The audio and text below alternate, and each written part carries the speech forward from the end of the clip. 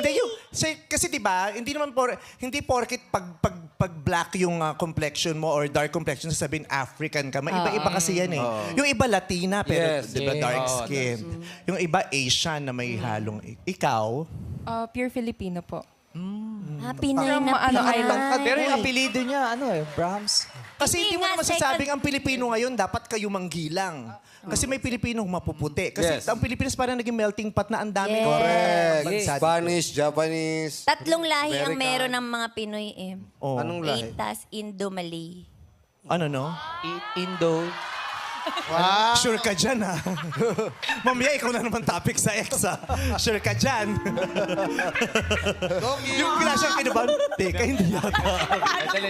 Basta, yun ang alam niya. Kung, Uy, tatlo, kung ano, ah. idagdag niyo sa amin kung ano yung tao. Idagdag niyo yung kaalaman, May i-tweet kulang niyo eh. ako. Ano yun? Malay? Aitas, Aitas. Indo, Malay. Ay, yes, Indo-Malay. Yeah. Oh, ako, Malay ko ba kung tama yung sinasabi?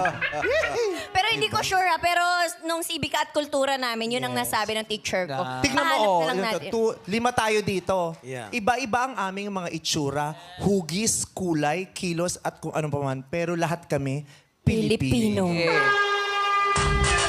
Hey, come on!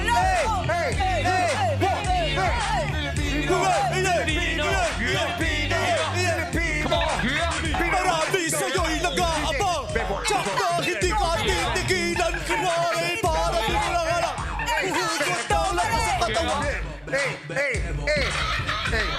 Indo, Malay. Ilang taong ka na ngayon? 19 po. 19.